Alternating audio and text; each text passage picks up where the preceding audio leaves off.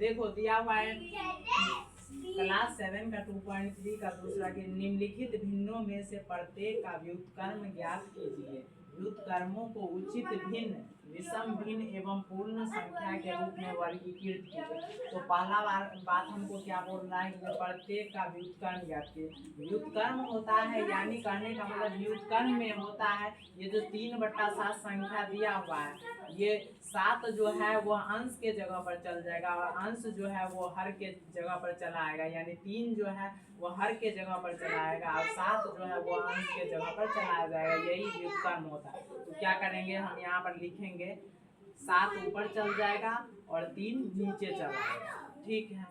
उसके बाद दूसरा नंबर है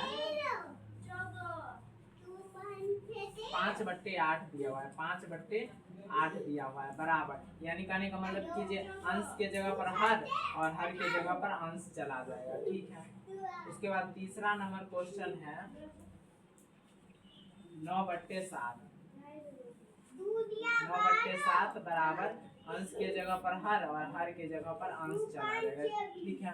उसके बाद क्या दिया हुआ है, चौथा दिया हुआ है 6/5। चौथा 6/5। यहाँ पर अंश के जगह पर हर चल जाएगा और हर के जगह पर अंश चलाएगा।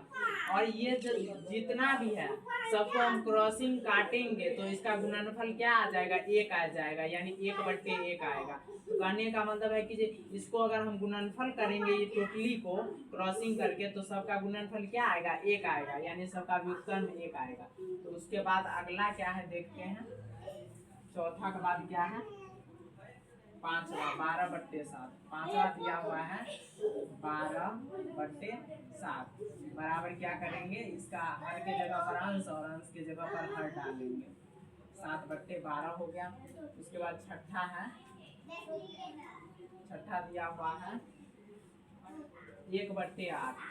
1/8 तो बराबर क्या देंगे, यहाँ पर 1/8 है ना, तो यहाँ पर 8 देंगे, क्योंकि एक होता है तो यहाँ पर 1 देने की कोई जरूरत नहीं है, 8 देंगे, ऊपर में 8 देंगे।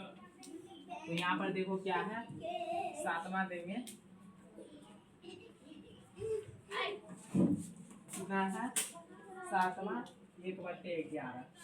1/11 दिया हुआ है बराबर 11 लिखेंगे, सिर्फ एक है तो एक ही होगा, वैसे ही इसलिए 11 लिखेंगे। तो देखो क्या पहले क्या बात बोल रहा है, अब ये तो हमने कर दिया, इसका व्युत्क्रम तो ज्ञात कर लिया, और आगे क्या बोल रहा है, व्युत्क्रम को उचित भिन्न, विषम भिन्न एवं पूर्ण संख्या के रूप में वर्गीकृत करना है।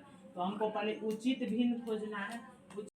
उचित भिन्न के रूप में वर्गीकृत करना है। तो कहने का मतलब उचित भिन्न होता क्या है, तो उचित भिन्न उस भिन्न को कहते हैं जिसका हर बड़ा होता है और अंश छोटा होता है।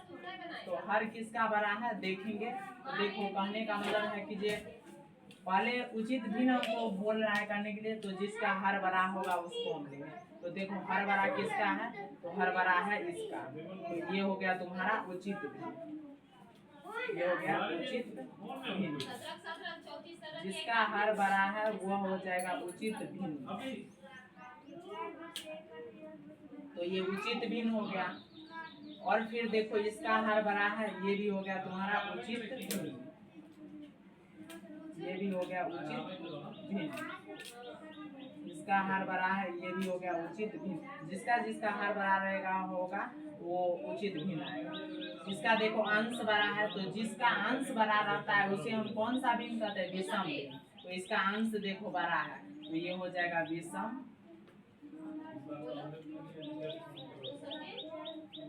भिन्न। जिसका अंश बड़ा होगा वही होगा विषम भिन्न। देखो इसका भी अंश बड़ा है, तो ये भी हो जाएगा क्या चीज, विषम भिन्न। ये भी हो जाएगा क्या चीज, विषम भिन्न हो जाएगा। ठीक है। तो हमने विषम भिन्न और उचित भिन्न को देख लिया। यहाँ पर भी एक है क्या चीज, उचित भिन्न, क्योंकि इसका हर भरा, इसका हर जो है वो बड़ा है, इसलिए ये हो गया क्या चीज, उचित भिन्न। जिसका जिसका हर बड़ा होगा वो उचित भिन्न, जिसका अंश बड़ा होगा वो विषम भिन्न। तो उचित भिन्न हो गया।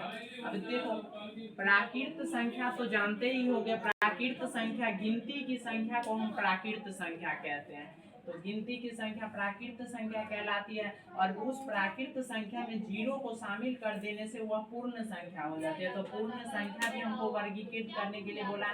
तो देखो ये पूर्ण संख्या में आएगा, तो ये हो जाएगा तुम्हारा क्या चीज, पूर्ण संख्या। ये हो जाएगा पूर्ण संख्या, ये पूर्ण संख्या। ये भी तुम्हारा क्या हो जाएगा, पूर्ण संख्या। तो यही हमको करना था कि विषम भिन्न चुनना था, उसके बाद उचित भिन्न और पूर्ण संख्या चुनना था। तो हमने पूर्ण संख्या को चुन लिया, तो अब हो गया, इतना ही करना।